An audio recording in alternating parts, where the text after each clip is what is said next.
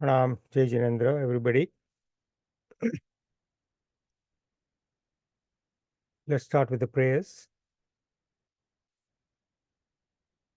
Namo Arihantanam, Namo Sittanam, Namo Ayariyanam, Namo Udzayanam, Namo Loe Sabba Sahunam. Eso Panchanamukaro Sabba Pava Panasano Mangalanancha Sabbe Simpadmam Havai Mangalam. Namo Arihantanam, Namo Siddhanam, Namo Ayariyanam, Namo Udzayanam, Namo Loe Sabba Sahunam. एसो पंचनमुक्कारो सप्प पावपणासनो मंगलानंच सप्पे सिंपद्मं हवै मंगलम नमो अरिहंताणं नमो सिद्धाणं नमो आयर्याणं नमो ऊर्जायाणं नमो लोये सब्ब साहुणम् एसो पंचनमुक्कारो सप्प पावपणासनो मंगलानंच सप्पे सिंपद्मं हवै मंगलम वीर सरसुरा सुरेंद्र महेतो वीरमुदा संस्कृता वीरेण भियत स्वकर्म निश्चयो वीराय नित्यं नमः वीरातीर्थमिदं प्रभुतमतुलं वीरशघोरं तपो वीरे श्रीधृति कीर्तिकान्ति निश्चय Trivirabhadram Disa Kamthe Dhanendra Cha Sochitam Karma Kurvati Prabhustulya Manovrutti Parshanath Sri Stuvaha Anguthe Amrutvase Lapitana Bandar Sri Guru Gavitam Samariye Manavanchita Phadatar.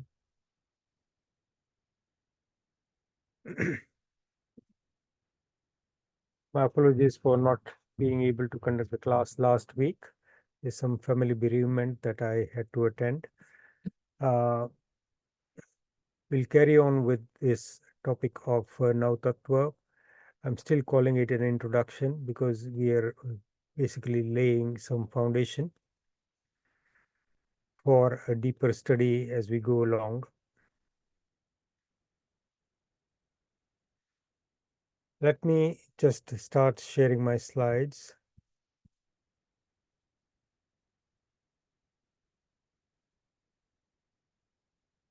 The topic, as we know, is Nav Tatva.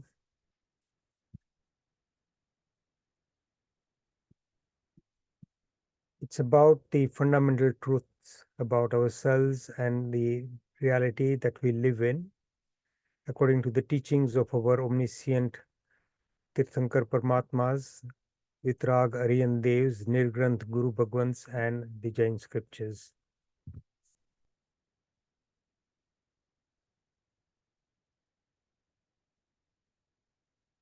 The first few slides are just about revising what you learned so far. The word Tattva is composed of the word Tat and the extension Tva. Tat means that, meaning the universe, that is the Lok and the Alok. And Tva refers to its nature or its root. Tattva also implies the truth of what helps the Jeev, that is the soul, that is us, realize its true nature. Essentially, there are only two elements in the universe. That which is life and that which is non-life.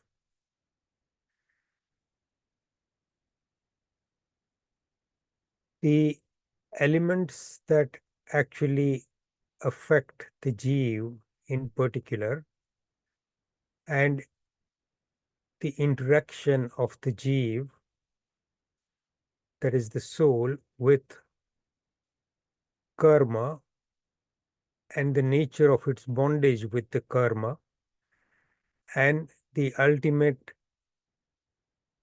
state when the soul is completely free of all karmas are basically the subject matter of the Nav Tattva. So, Jeev meaning the soul, Ajeev, non-life. When we discuss non-life, in addition to matter, that is Pudgal, all the things that we, inanimate things that we see around us and the things that we use. And in addition to that material things, there are other immaterial Ajeev that we'll talk about. Punya is good karma, pap is bad karma, ashrav is the roots by which karma enters the soul space. So influx of karma and the causes of that. Samvar is that which stops the influx of karmas. Nirjara is the destruction of the accumulated karmas. Bandh is the binding of karma with the soul, and the way it's described is like, say, milk mixing up with water, and it becomes one and indistinguishable. So, from the absolute point of view, the soul always remains separate. And moksha, the state of the soul when all karmas are destroyed, so nirvana is the state of the soul, and moksha, one can say, is the place where one resides when one is free of all the karmas and all the karmas have been shed. So the soul finds its way automatically to the highest point of the universe on Siddhshila, and that place is called moksha, or the state is also called moksha.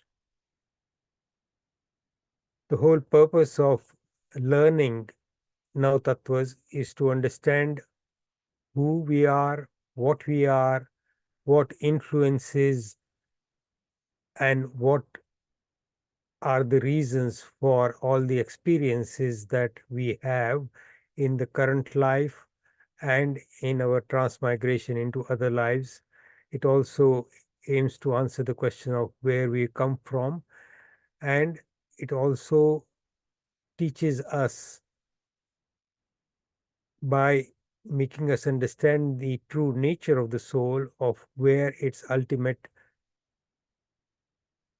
state and its ultimate happiness or bliss lies, and how to achieve that.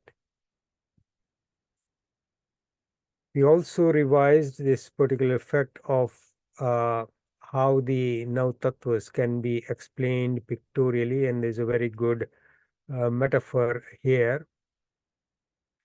Uh, the soul is the traveler, the musafir, who the jeev is trying to go from one end, that is Nigod, where it starts, across the ocean of Sansar to the final destination, that is Moksha. And the soul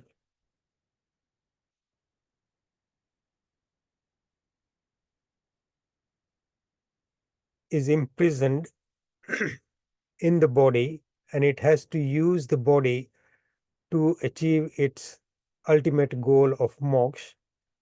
And the body that is suitable for that ultimate journey is the human body, because that journey, our Shastras teach us, is not possible in any other life form except the life form of a human being. And that is a fact of nature. The question of why it cannot happen, say, as a dev or in Narak or as an animal, we can talk about that, and why it is possible for the soul in a human form, in the human birth, to actually make progress towards that ultimate destination. And when the time is right and the place is right and you have the necessary influences, then that ultimate journey can be expedited. And we've seen many examples of, we've heard of many examples of that. Again, as you all know, that ultimate journey to moksha is not possible in this life from this place where we are. So the soul, the traveler occupying the body of a human being, is preparing a boat that is, and sitting into it. So ajiv is all those inanimate objects, and punya is anukud pavan, or fine winds that will speed up the journey. Pap are adverse circumstances, adverse winds that will actually blow the boat back in the opposite direction. Ashrav is all the activity and all the things that we do that creates holes in this boat, and that encourages the karma or the water to fill the boat. And if one is not careful, it would obviously sink the boat, and the person with it, who would then struggle to find his way back into that ocean again in a meaningful way. If the musafir, if the soul then makes an effort to get rid of that water that has seeped into the boat to sink it, and he keeps on emptying that water that is accumulated, or he keeps on preventing that water from coming in, that is called sambar. And then when he makes an effort to actually empty the accumulated water, that means he makes an effort to get rid of the accumulated karmas. We can see that in the picture number 7 there. And that's called nirjara. This process of the binding of karmas is called bandh, and the ultimate destination is moksha.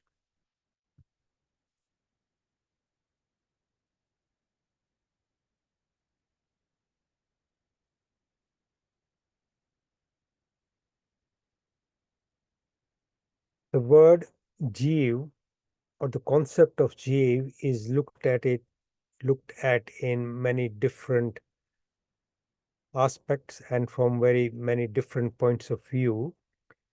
We won't go into all those details this week, but we'll do that next week. So by definition, a jeev is that which is alive, which has prans, which is called dravya pran and bhav pran. So everything that has got a soul comes under that one category of jeev. Then you can divide jeev into different categories according to the number of senses that that particular jeev has. So 1 sense, 2 sense, 3 sense, 4 sense, 5 sense. Similarly, there are other divisions. So, and we will come to that next week. We started talking about dravya pran and bhav pran. Bhav pran are the essential qualities of the soul. So, Gnan, Darshan, Charitra, Virya, Upyog, these internal qualities and virtues of the soul. And Dravya Pran are the 10 prans, including the senses, and these are the 10 Dravya Prans. The 5 senses, the sense of touch, the sense of smell, the sense of taste, the sense of sight, and the sense of hearing. The 3 bal. I've just used the same Gujarati word or the Sanskrit word bala, and that refers to manbal, vachanbal, and kaibal. Manbal is the power of the mind. Vachanbal is the power of speech, and kaibal is the power of the body. So the 3 balas, 5 senses, 3 balas, swasoswas, the ability to respirate. So all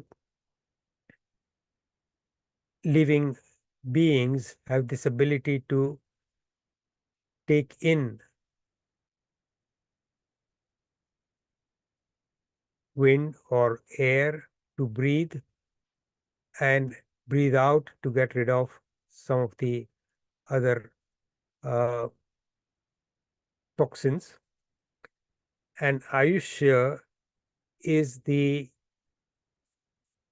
pran, meaning the ability of the soul to remain in that particular life for a certain period of time.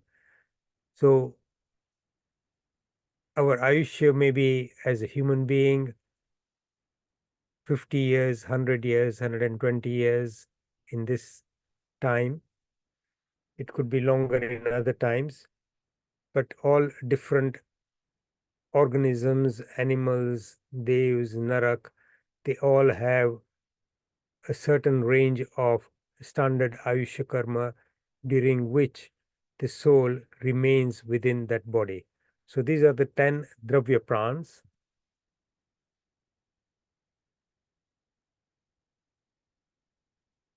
Again, we reflected on these statements from a relative perspective, that the Jeev or the soul is the doer of karma, the one who experiences the fruits of these karmas, and as a result transmigrates from life after life in all the four gatis, and who can destroy all this accumulated karma and become liberated from the karmas and achieve the state of Paramatma or Godhood.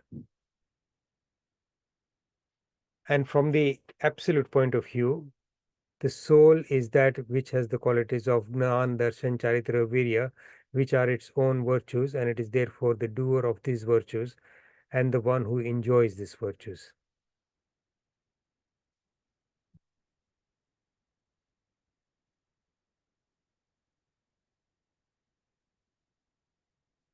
The essential quality of the Jeev is Upyog, that can be translated as consciousness, Gnan, Darshan, Charitra, Tap, Virya, and Upyog. Now, today I'll introduce a short topic and we'll try and understand this. We will be taking our time going through this. For the moment, I'm just concentrating on the Jeev, and we'll probably spend another 2-3 weeks discussion on the Jeev. This particular chapter is part of the explanation of the narrative regarding the Jeev. And let me just introduce the slide, and then we'll sit down and think this through. For the soul to exist and function as a sansari Jeev, it needs the power or the instruments that would make this happen. This power or the instruments are paryapti, and there are 6 of these. So these 6 are ahar, sharir, indriya, swasoswas, bhasha, and man. And if we look at what happens when a soul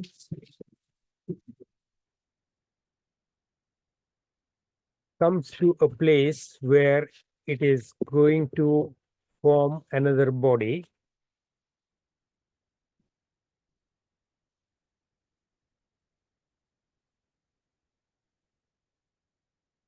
and the process by which it actually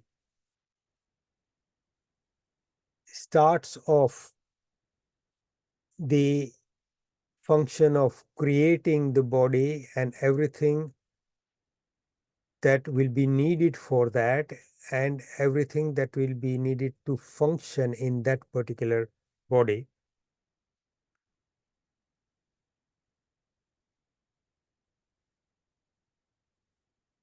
So just let's just imagine that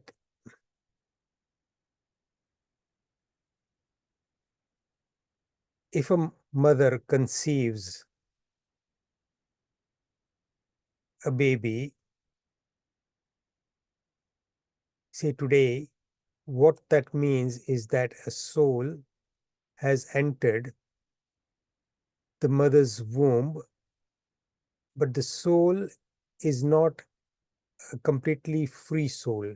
The soul is accompanied by its karman body.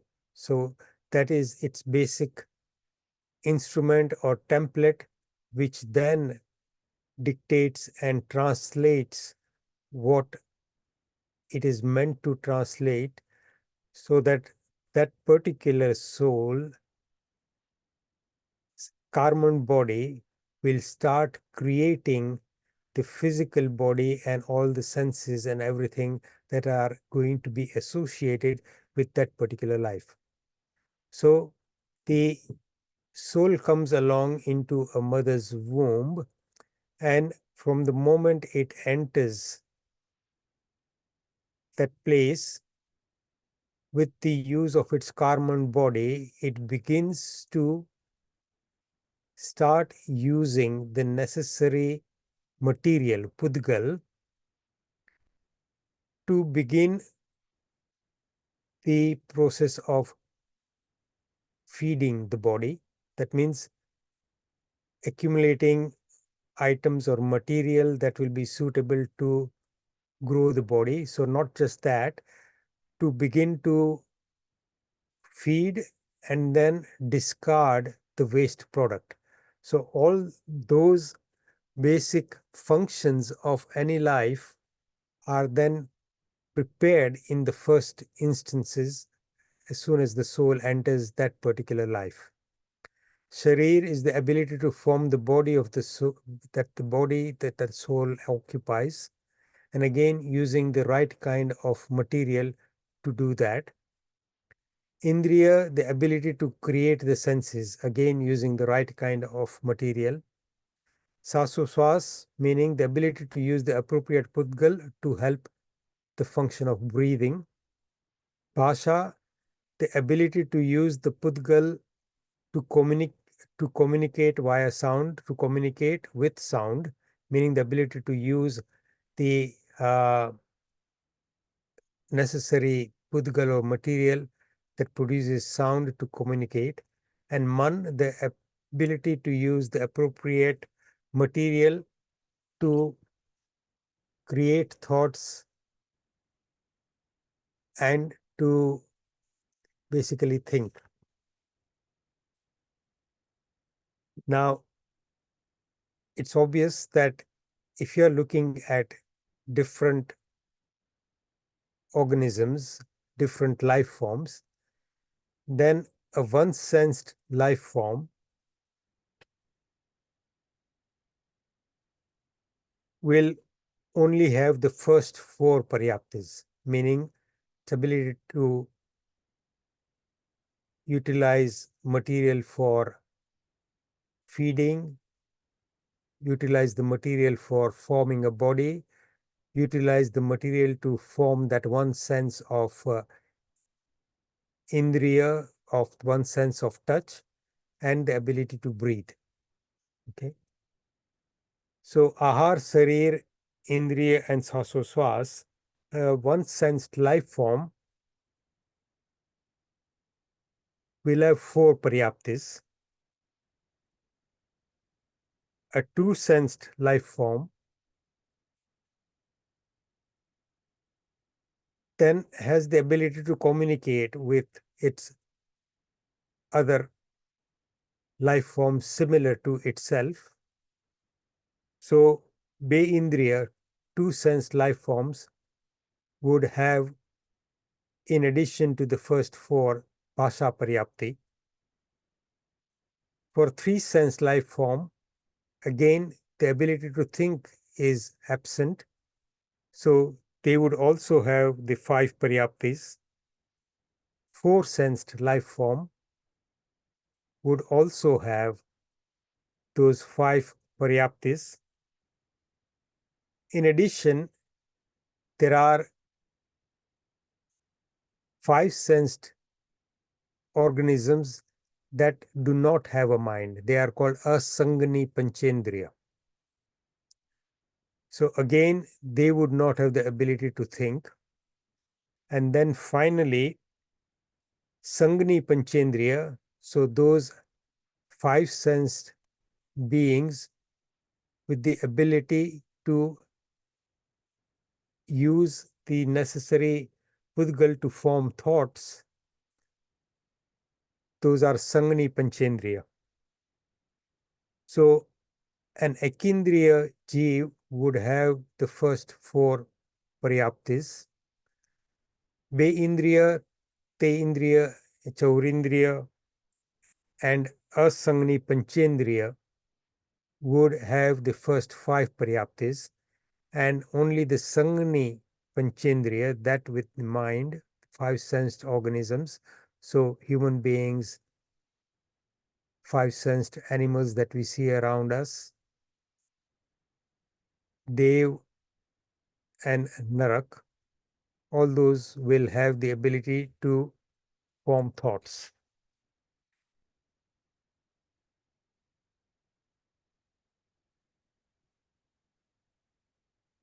Now,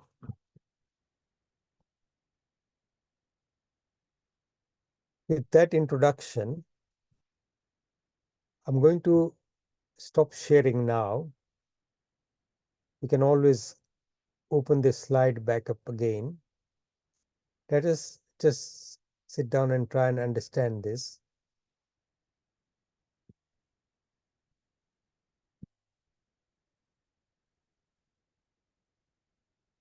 If we look at the soul,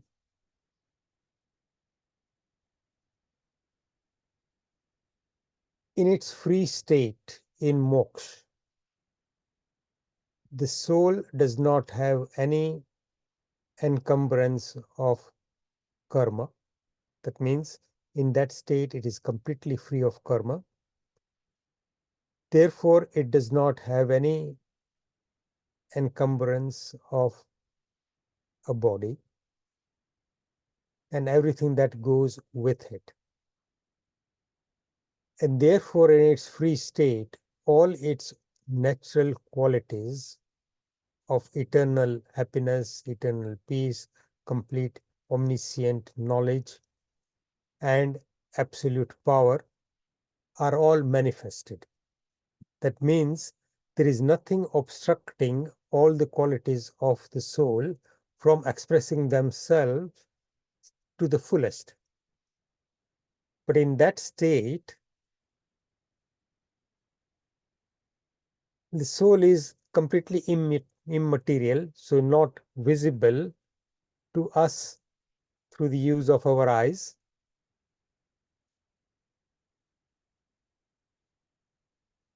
Now, even though that is the soul's natural state,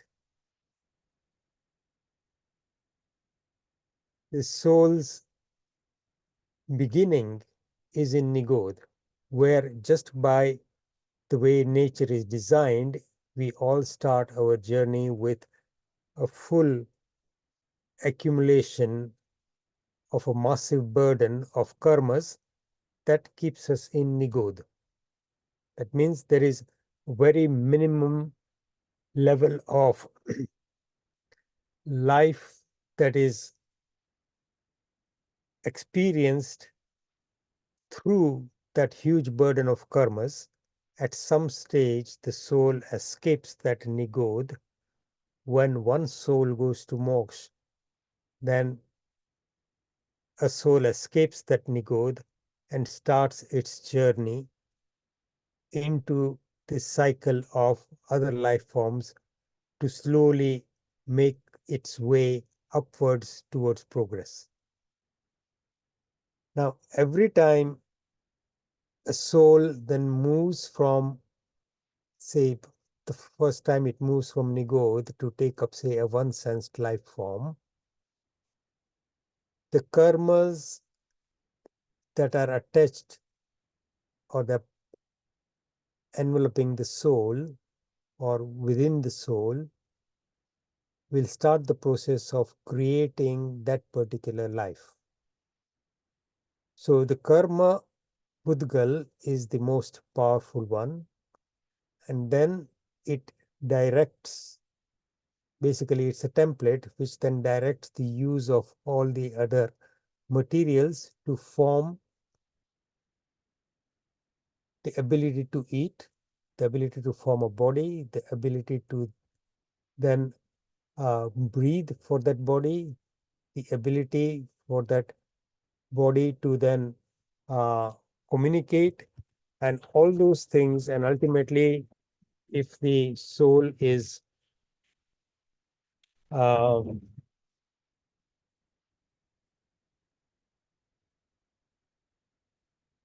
destined to become a five-sensed being with a mind, then the ability to think. Now, all that process happens within a very short time.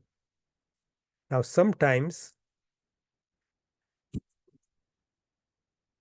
the soul enters a space for a life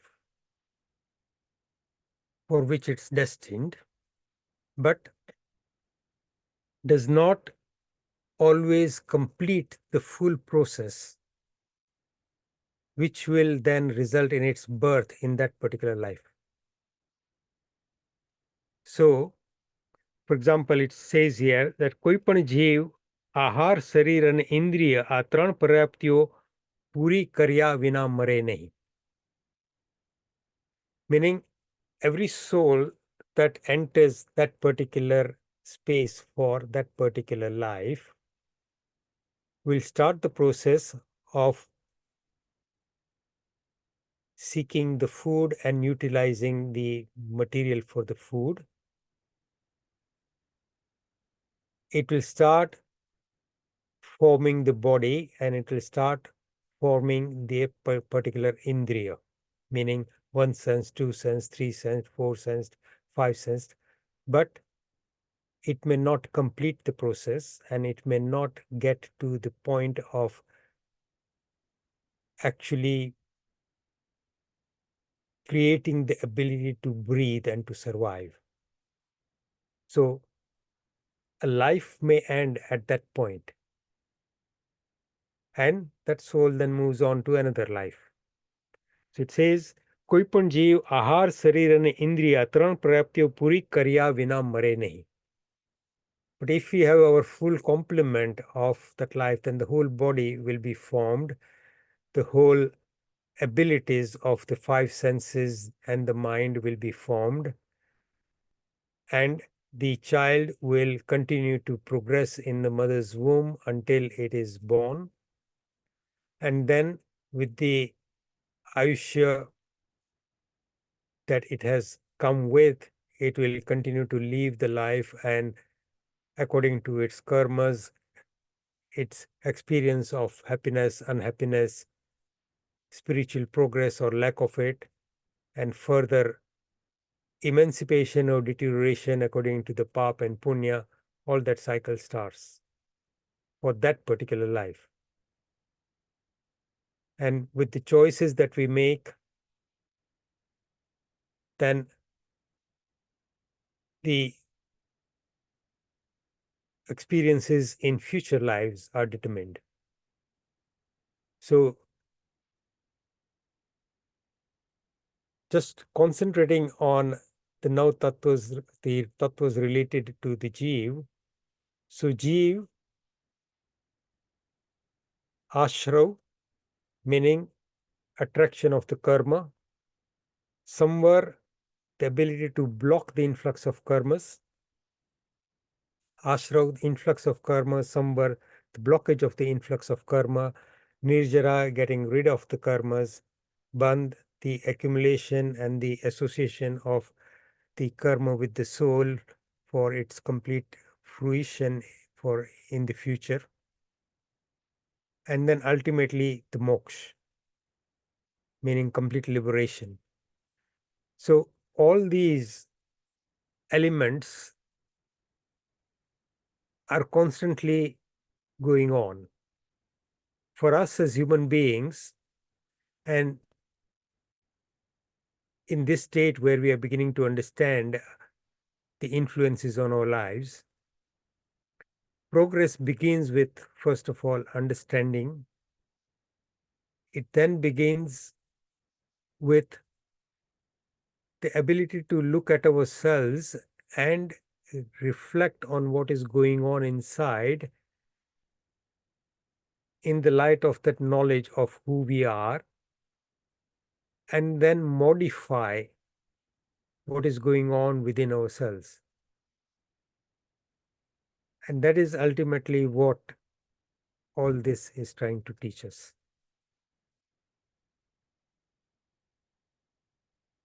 Let me stop here for a minute and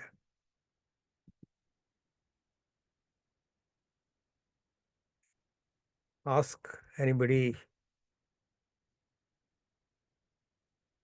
to ask a question if you like.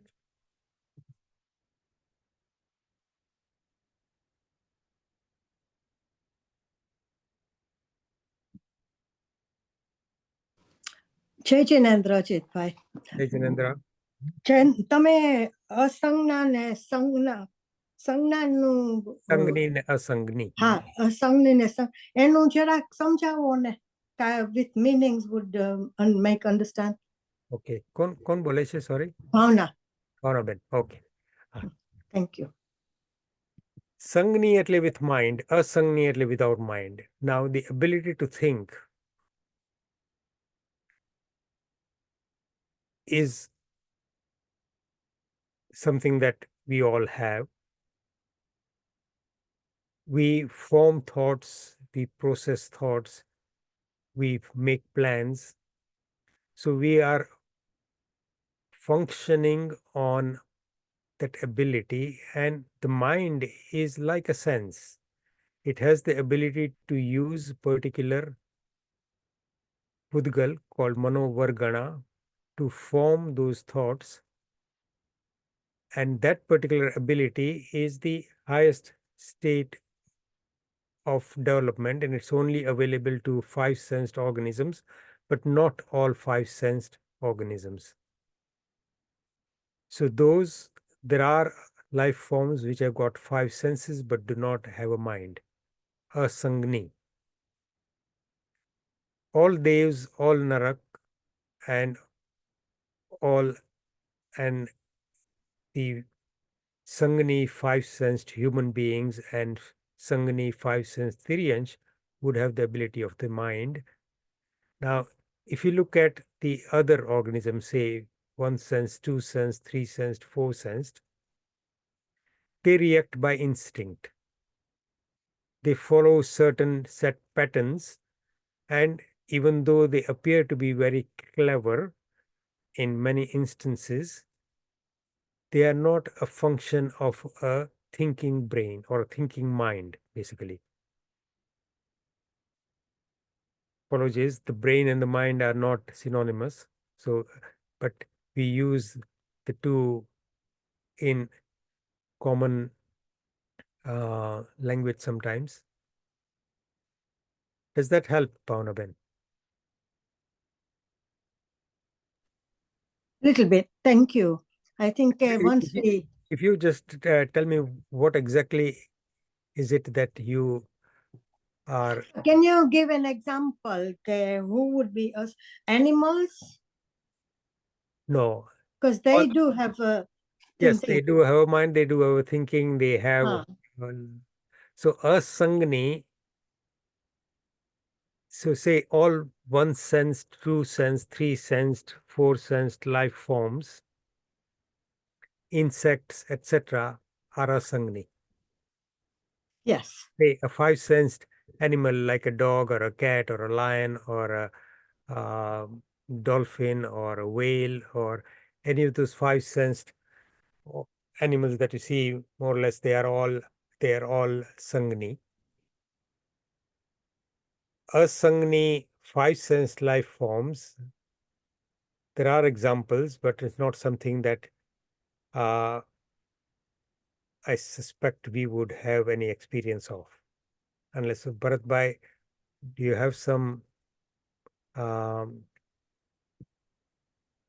more information about that? Asangni, no, Ajitbhai, I don't have. I can't think of any at the moment.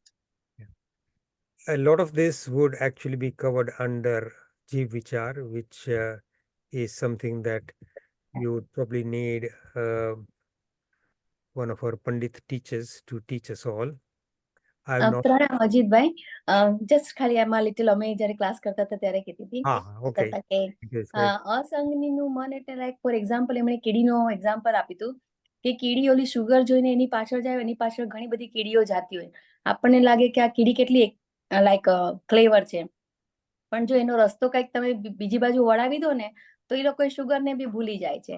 એટલે એ લોકોનામાં મન હોય છે પણ એટલું વિકસિત નથી હોતું, એટલે એ લોકોને અસંગની કીધા છે. ધેટ્સ વોટ આઈ થોટ એવી રીતે. અને આપણા લોકોનું મન એટલું બધું લાઈક બ્રેઇન ને એટલું વિકસિત હોય છે કે આપણે તરત ડિસિઝન એમ લઈ શકીએ છીએ એમ. એટલે it depend on number, like brain વિકસિત કેટલું છે એ પ્રમાણે. એટલે જે ઇન્સ્ટિંક્ટ આપણે કહીએ ને કે અમુક વસ્તુ, અમુક છે કીડી છે એને સ્પર્શ હોય, એટલે કે સેન્સ ઓફ ટચ હોય, સેન્સ ઓફ સ્મેલ હોય, સેન્સ ઓફ ટેસ્ટ હોય કદાચ. તો એની પાછળ એની જે વિકાસ છે એનું સૂંઘવાની જે શક્તિ છે એ ઘણી વિકાસ પામેલી છે. એટલે કે જે આપણે સૂંઘી ન શકીએ એ સૂંઘી શકે, અને એને અનુકૂળ લાગે ત્યાં એને ફોલો કરે. એટલે કે આ ખાંડ છે, મીઠું છે, એને ફોલો કરે. પણ આપણે કદાચ સૂંઘી ન શકતા હોઈએ, જોઈ ન શકતા હોઈએ, સાંભળી ન શકતા હોઈએ, પણ કોઈ આપણે કે ભાઈ અહીંયા તને સાકર મળશે કે ખાંડ મળશે, અને એ આપણે ભાવતી હોય, તો આપણે એ સાકર શબ્દ ઉપરથી આપણે એ સમજી અને એને અનુરૂપ આપણે કોઈ પણ એક્ટિવિટી કરવી હોય તો એ આપણે કરી શકીએ. હવે એ સાકર ઝાડ ઉપર પડી હોય તો ત્યાંથી એને કેવી રીતે પાડવી એનો વિચાર કરી અને આપણે એ કરવું હોય તો એ આપણે કરી શકીએ. કારણ કે એ વિચારની જે શક્તિ છે, થોટની જે શક્તિ છે એ આપણામાં છે. જ્યારે અસંગની જીવો, those without mind are basically functioning, અને હિતેશભાઈ તમને સમજાવ્યું કે at a lower level of કે મનની શક્તિ વિકસિત નથી, meaning it is mild, but in some ways we can relate that as an instinct that functions automatically or by reaction. So for example, in medicine we are taught that there are reflex actions, so we don't have to think to breathe. That happens automatically. So those are conducted at a lower level where the need to think and make a decision is not necessary. So some of those functions like breathing, digesting, the heart beating, all those things are automatic and they are conducted. Say if you look at the actual mechanism from the physical point of view, it happens at the spinal cord level, below the main brain function, basically, and it is automatic. So you don't have to think to breathe. Bhavanaben? Thank you. Thank you, Jayashiben. બીજું મને ખાલી પૂછવું તો એક question કરું. આપણે કહીએ છીએ કે નિગોદમાં જયારે હોઈએ છે આપણે ત્યારે લાઈક લિટલ આત્મા જેવું જ છે, કારણ કે એનામાં તો હજી કર્મ ને એવું ચોટેલું નથી. ના, રાગ દ્વેષ નથી એટલે કર્મ નથી. તો એ નિગોદનો આત્મા પણ તો પછી સિદ્ધ ભગવાન જેવો જ થયો, એકદમ પ્યોર? નહીં. જયશ્રીબેન, નિગોદમાં આત્મા સાથે કર્મનો ભાર એટલો બધો છે કે એનામાં એની પોતાની જ્ઞાન શક્તિ બહુ થોડા માત્રામાં ખુલી છે. એટલે જો નિગોદ અને મોક્ષને આપણે સરખો ગણતા હોઈએ તો પછી બેયમાં કાંઈ ફરક નથી. ત્યાં કોઈ પ્રકારનો આનંદ નથી. આત્માનું પોતાનું સ્વરૂપ, એનું જે ચિદાનંદ સ્વરૂપ છે, એનું સંપૂર્ણ સુખનું જે સ્વરૂપ છે, એનો તો કોઈ અનુભવ જ નથી. સંપૂર્ણ જ્ઞાનનું જે આત્માની શક્તિ છે, એ જ્ઞાનની એક આછી માત્રા ખુલ્લી છે. એટલે નિગોદમાં અને મોક્ષમાં જીવનો the distance is just infinite. આપણે ક્યાંથી આવ્યા છીએ, અત્યારે ક્યાં પહોંચ્યા છીએ કે આપણે આ લેવલ ઉપર આ સવાલ કરી શકીએ છીએ, અને આનાથી મોક્ષમાં જે અનુભવ છે એ પણ આપણે ન સમજી શકાય એવો છે. અને જ્યારથી જે મોક્ષનો અનુભવ સમજાવવા માંડે ઇન્ટરનલી, ત્યારથી આત્માનો વિકાસની શરૂઆત થાય. એટલે હું આત્માના કોન્સેપ્ટમાં કહેતી હતી કે તો આત્મા એ પ્યોર જ થયો ને, કારણ કે એની પાસે હજી રાગદ્વેષ તો નથી એમ, એટલા માટે. હા, પણ રાગ દ્વેષની તીવ્ર પરિણતિ હજી સમ્યક્તોની પ્રાપ્તિ નથી થઈ. ચાલુ નથી થયું. હા. હા, રાગ દ્વેષ તો ખડકીને પડેલું છે ત્યાં. બરાબર. Okay. Thank you. Bharatbhai, am I right? Yes, એમાં રાગદેશ ઘણો છે પણ એ વ્યક્ત નથી કરી શકતા. વ્યક્ત નથી કરી શકતો. Okay. Thank you. Also, I'd like to add all five sense સંઘની જીવ હોય, they have to have five senses. They cannot have anything less than five senses. Yeah. And Manusha and Tyrians both have to, the સંઘની જીવ are born, એ બધા ગર્ભજ જીવ હોય. That means they're born through the, sayog of a male and a female. So thank you for adding that. Thank you. Garbage and Samurchim. So there are two kinds of life forms. Samurchim are life forms that are described in Jainism as spontaneous generation, meaning without the association of a male and a female. Garbage is a life form which comes about as a result of mating between a male and a female. And Samurchim, they are spontaneously generated life forms. When the circumstances are right, then those life forms just appear in that particular environment. And also, that does not apply to Narak Jeev and Devlok. Yeah. Dev Jeev. Yeah. That's only applicable to Manusha and Tyrian. Yes. So so again, Bharatbhai, thank you. In Devlok, they always have a mind, and in Narak, they always have a mind and also the ability of Avdhignan, both for Narak and Devlok. But they are Samurchi, meaning they are not born as a result of a union between a male and a female. There is a place in Devlok called Devsyaya. Devsyaya, where the devs are formed, the body is formed once the soul enters that place. And similarly for Narak, they are born in what is called a Narak Kumbhi. So it is like a pot with a narrow mouth and a wide bottom. So the Narak Jeev is born there, and then the first experience of pain is trying to get out of that pot. It has to squeeze itself and get out of that pot to live the rest of its life. But again, those two are spontaneous generations rather than as a result of union of a male and a female. Thank you, Bharatbhai. Okay. Jai Jinendra Ajitbhai. My name is Hemal. Just trying to understand, is it true to say that all of us have come from Nigod and we were all sort of full of karmas at that point? Yes. And then we started our journey. Is that true to say? Yes, we all start our journey there. And as I said earlier, it is thanks to a soul going to moksha somewhere, sometime, probably in an extremely long past, that as a result of that soul going to moksha, we won a lottery. We escaped from Nigod into a circulation state.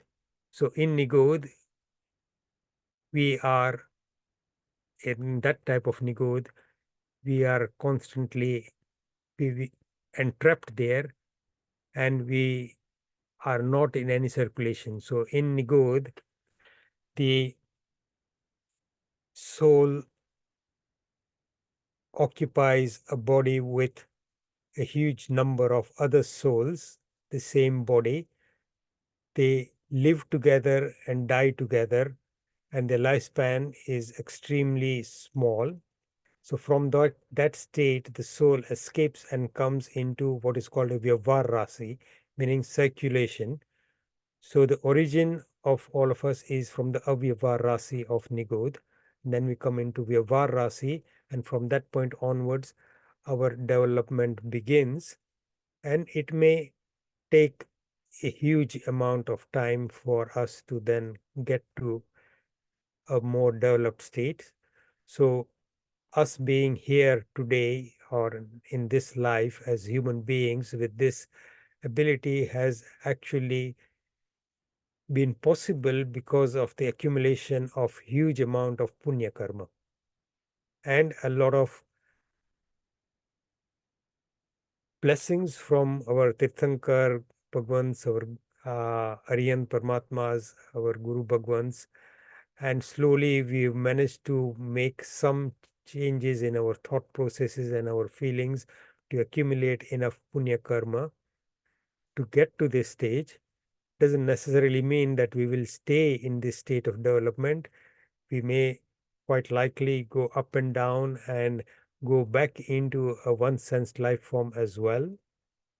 But ultimately, we are in circulation, and when the time is right and we begin to make progress, then the road to moksha will open up a bit faster.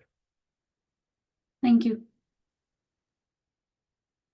Ajitbhai, Yeah. Sorry, Nick, do you want to go?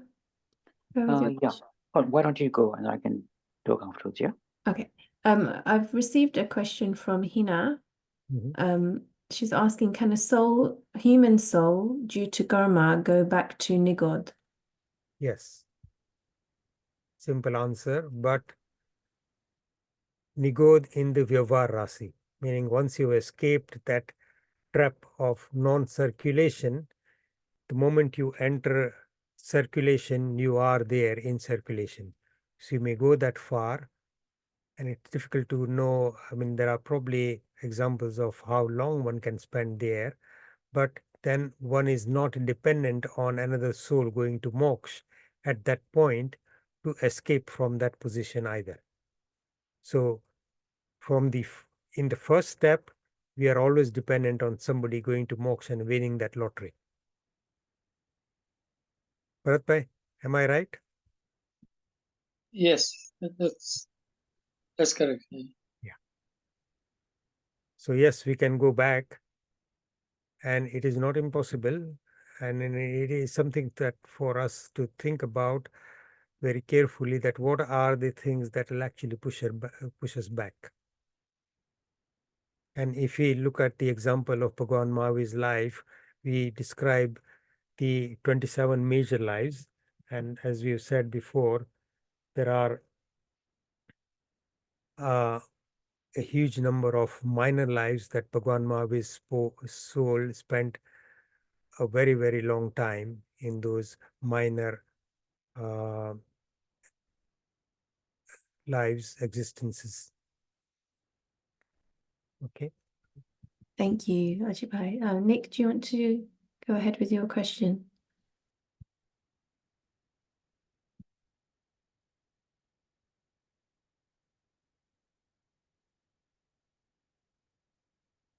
Nick, you're mute if you're speaking. I'm sorry. Pranam. Yeah. What I understood is in Nigod, there is no birth. Is that my understanding correct? No. There is birth and death, but the lifespan is very, very short. So even sorry, when you say birth, see, you asked birth and birth, isn't it? Yes. Yes. So the soul in Nigod is being born and dying very, very quickly, along with all the other souls occupying that body. Okay, but did we also say that in Nigod and in moksha, it's not out of birth? From moksha, you don't go back anywhere. No, but sorry, when somebody attains moksha, it's not through birth. That's No. the only. So it's just an elevation of a person. Without birth, he goes to moksha. No, not like that. Mm-hmm.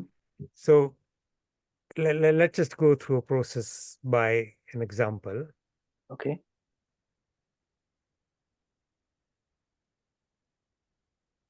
You heard of the Antim Kevli, Jambu Swami.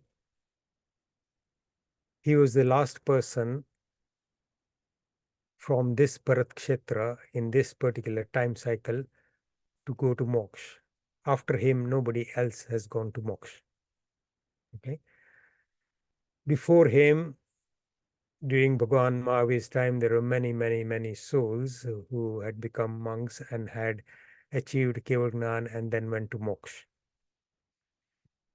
Say Jambu Swami was born in a very rich household. He got married, and then the next day or within a few days, him and all his wives and other relatives became monks and nuns, and he practiced penance. He got rid of all his karmas. He ended his particular lifespan that was destined to go on for as a Keval Gnani. After he achieved Keval Gnan, he finished those many years, and the soul then leaves that body and goes straight up to moksha, where it is now residing. So the soul can go to moksha only through the human birth. It is not possible through any other life form. So if I'm a dog in my next life, I cannot go to moksha. I cannot hope to go to moksha from that life. If I'm a Dev, I cannot hope to go to moksha from that life. If I'm in Narak, I cannot hope to go to moksha in that life either. And obviously, if I'm one sensed, two sensed, four sensed in any other life, that is impossible. So it is only possible to perform the necessary steps to get rid of the karmas to the extent at which you can then make spiritual progress to get you to moksha. So it is through birth. Okay. Sorry. Okay. I'm sorry. It would appear I haven't been very clear in my question. What I thought was, when somebody is born, they will have a body. Mm-hmm. And so when somebody goes to moksha, it's not through birth, but it's just through that elevation. Yeah. Through that elevation. So when you are born, say Jambu Swami had a body. Yes. So as we understand this concept clearly, the body is the vehicle for the soul. Mm-hmm. And the soul has to stay in that body as long as it has got its Aisha karma that traps it into that body. Mm-hmm. But if it has got rid of all the karmas that will free from body. Yes, will guarantee that entrapment. Yeah. Then at that point, when the Aisha karma ends, that soul then escapes not to be born again ever. So it escapes completely and gets to moksha. And from there, I mean, it escapes free of the body. It escapes free of all karmas. It escapes as the soul, pure and simple, and its completely natural state. Yes, I understand that. What my understanding is, and maybe it's incorrect, is that when there is body, there will be pain. When there is no body, there is no pain. Yes.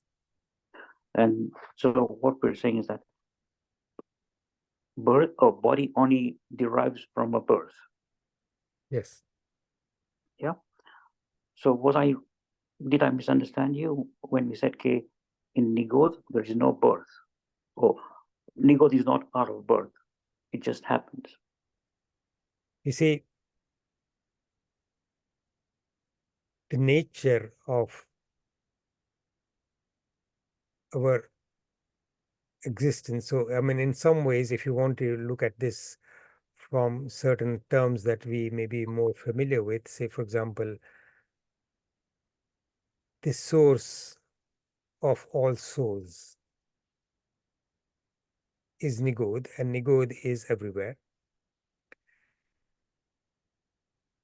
From that point onwards, so the question that you might also be asking, Nick, from a different angle is that where did the soul get to Nigod from?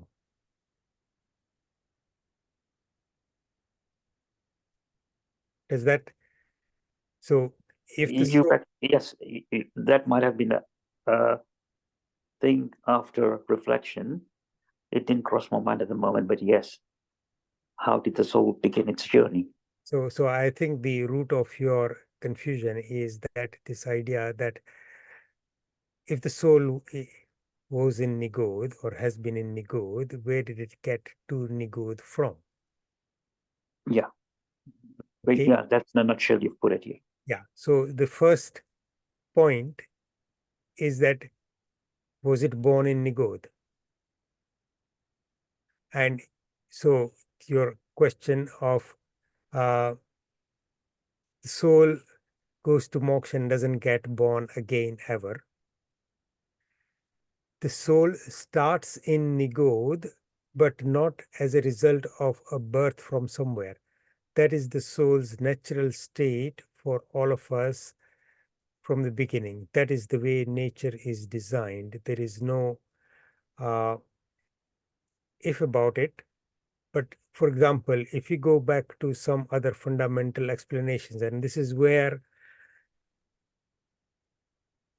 the teachings of Jain Dharma differ from the others. So we find it very difficult to conceive the universe existing without a creator. Therefore, we have faiths which say God created earth. He made man in his own image. He created paradise. And if you read the Bible and all the sort of descriptions of creation, that is one explanation. But in that narrative, the obvious question arises that why would God create anything? And if he had the power, why would he create something which is so imperfect? And even if, say, God had that power and he had a reason for creating all that is imperfect and the way it is, then who created God? So we come to that question. So the way Jain Dharma explains it is that the universe had no beginning. This is the nature of our existence, that we start out in Nigod and where we have been for infinite time in the past. And we escape that state and get into circulation when one soul goes to moksha and achieves its ultimate goal. So in Nigod, the first step is no birth, but subsequently, I mean, the first step is just existence, and that birth and death has existed forever in the past. But that soul in Nigod did not come from somewhere else in that original primordial state. But as Bhavana asked, can the soul go back to Nigod? Yes, but in a different state, in the Vyavhar Rasi, meaning that it is not restricted to escaping that Nigod quickly enough as well. Have I confused you more, Nick, or am I answering your question? No, a bit of both. You've explained to me how life begins. Mm-hmm. I think we are lucky to an extent, being Jains, that we don't have concept of God. Mm.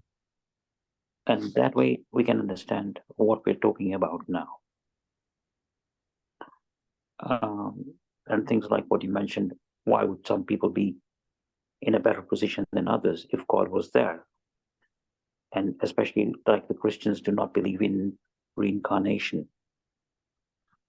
So that has a lot of questions. So yeah, I think you've explained, but what I guess I'm struggling with is, I understand what you're saying, but it's just in my own mind, I have to figure this out. But at the end of the day, it's a faith and I have to accept it. Yeah. I might not be able to understand it, but I have to accept that's the way it is. Yeah. So there are certain things which are beyond our experience and which are beyond explanation, but also logic sometimes dictates truth. So if you are, if something makes sense logically from all different aspects, then that has to be truth. It may not be possible for us to experience that or to understand that in any greater depth because of the limitations of our intellect. But in terms of this question of creation, if you look at that particular concept as well of the creator. So for example, the soul itself, as you said, is the creator of its own karmas. It's the one who experiences their own karmas. It's the one who is able to modify those karmas and ultimately get rid of them and go to moksha. So from that point of view, we are our own creators. We are on the creators of our own universe and our own life. So Yeah, and the soul, yeah. So from that point of view, from the Jain point perspective, the soul is the whole universe, and each one of us is a god, is Paramatma. In our ultimate state, each one of us is capable of going to moksha and becoming a Siddh Paramatma, Siddh Bhagwant. So from that point of view, the soul, you can conceive that that is how creation can be explained if you want to really go to that route, that yes, from a certain angle, we are all our own creators. Somebody asked about Nigod being one-sensed. You're right, Hamel, or was it Hina? Nigod is one-sensed life form, yes. May I ask something, please? Yeah. This is Hasmukh. Sorry, I don't mean to be disrespectful. If I came across that last time, I'm really sorry. No, you didn't. Don't worry, Hasmukh. Because we are here all in question of we are inquiring and we are learning. So because basically what you're doing is very, very noble. I think like what I've heard is Vidya and Un, or Gnan and Un is never charged for. It was always voluntary. And that's you to a T now, because you're giving us knowledge without any charge. So thank you for that. But my question is still on Nigod. Yeah. When basically what you're saying is life formation, it starts from Nigod. Now, if the lifespan is very, very small, so what they do is they die, they're born and die in Nigod. They're just continuously born and die. Yeah. Until such time as somebody goes to moksha and we get a release. Yeah.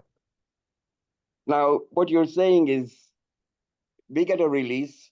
So what you're saying is we're never going to go back to that Nigod again once we're out.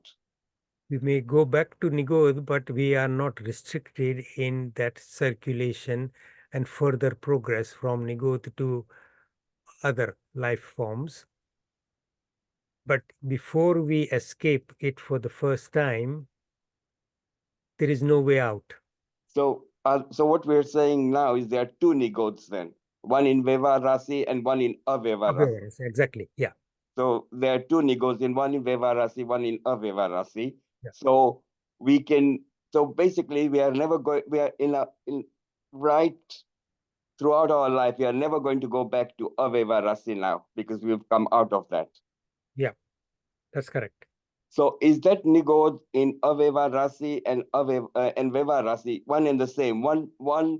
So I mean, so many souls in just one body. Yep. Okay, and so well, understanding this will hopefully help us to understand or respect microorganisms. Absolutely. Because what we call is this lil and all these things that we look at, that is Nigod. Yeah. And we always never think to, like, basically we want to clean it. That's not right. That's horrible. But in that process, we are killing so many jeeves ourselves. Yeah. So again, just something basically which I was going to take next week. Now you touched on it. There are two words or concepts, sukshma and badar. Sukshma is that which cannot be seen with the naked eye, which cannot be divided, and it's also a collection of a huge number of souls in a body. That's called sukshma. And badar is that which is visible. So one sensed life forms can be either sukshma or badar. Two sense, three sense, four sense, and five sensed, they are all badar, meaning they would be visible to the naked eye, not necessarily all of them, because our sight may not be as powerful to see some of the very small microorganisms.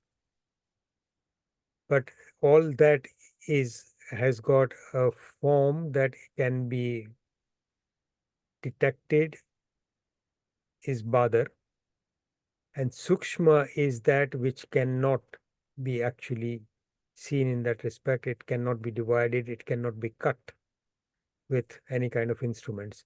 So we'll go into more details of Sukshma and Badar next week. પ્રણામ અજીતભાઈ.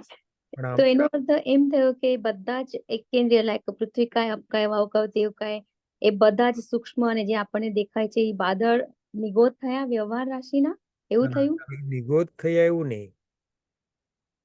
એ એકેન્દ્રીય જીવો છે. બધા એકેન્દ્રીય જીવો નિગોદના જીવો હોય એવું નથી.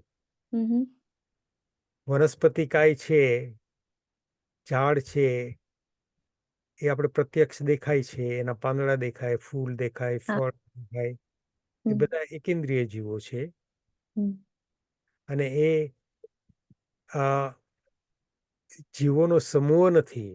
એટલે જેમ ઘણા બધા જીવો એક જ શરીર ઓક્યુપાય કરે એ અલગ છે. અને સંદીપ સવાલ કરે છે કે જેમ બટેટાના એક સોય જેવડા ભાગની અંદર અનંતા જીવો હોય એમ આપણા શાસ્ત્રો કહે છે, એની જેમ એકદમ નાની જગામાં એક જ શરીરની અંદર આટલા બધા જીવો હોય એ નિગોદનું એ પ્રમાણે એનું સ્વરૂપ છે. Okay, thank you. Ajitbhai, I've got a follow-on question from Hina. She's asking, would you say bacteria and viruses are described as nigod beings? No. I wouldn't think so. I mean, a lot of these final questions about Jeev, the details would be in Jeev Vichar. I'm afraid I do not actually have any particular study of Jeev Vichar. I've been aware of it, but I've not actually been able to study it, or I've not taken any formal classes. But I think Bharat Bhai, maybe Jayshree Ben may have studied it through Hitesh Bhai. Hitesh Bhai has, I think, in the past done Jeev Vichar, and a lot of these questions maybe we should explore further. So I need to learn a lot more to answer some of your questions about the finer points of Nigod and the other things. There is in a book called Lagu Sangrani. Yes. There is a particular chapter on Nigod. I don't know if Hitesh Pai has taken that, but I can dig up that particular page on Nigod for next week if I can find that book. And it's written in simple enough Gujarati, and maybe we can try and understand that. એટલે હિતેશભાઈ લીધું તો આખું chapter નિગોદ થી નિર્વાણ સુધી હા. આખું સમજાયું તો સરસ રીતે. Yes. Okay. My apologies, I can't answer all your questions, but I'm learning with you, so bear with me. Any other questions? There's somebody on the chat.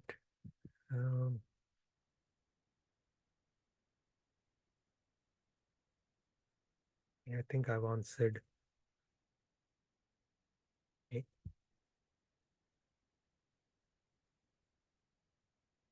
Shall we finish today? Yes, I think it's a good time to finish now. Okay. All right. I'm glad you're all getting to the point. So we'll keep our format like this. Short introduction and then further questions. So we'll be thinking about this in different forms. I got some tables which described a lot of this from one particular book on Tattva Gnan, which I'll see if I can take pictures and send them to you. Those are all in Gujarati, so you may find them difficult if you don't read Gujarati at all, but those of you who do, that will be quite good. Okay. If I said anything that is against the teachings of our Tirthankar Paramatmas and Jain Dharma, I ask for forgiveness. I apologize. जिनाग्ना विरुद्ध कहीं पण बोल्यो होय ते सभी हूँ मन वचन काय करी तस्मिच्छामि दुक्कडम सर्वमंगल मांगल्यम सर्वकल्याण कारणम प्रदानम सर्वधर्माणाम जैनम जयति शासनम. Thank you all very much. બધાનો આભાર. Thank you, Ajitbhai. સાંભળવા Thank માટે you, Ajitbhai and Meera. Thank you very much. Thank you, Ajitbhai. Thank you, Ajitbhai. Thank you. Thank you. Thank you, all of you who asked questions. Thank you, Ajitbhai. Thank you. Thank you, Ajitbhai. Thank you, Ajitbhai. Thank you. Thank you very much Thank you. for passing your knowledge on to us. Thank you so much, Ajitbhai. Most interesting. Keep on asking the questions. I'm Okay. now working with Sandeep Bhai to try and see if we can get an away day in person. So we'll hopefully be planning that soon, and that will be very good if we can.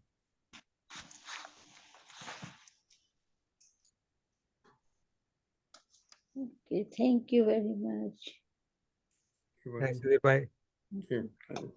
Thank you, Ajitbhai. Bye. Bye bye, Sandeep Bhai.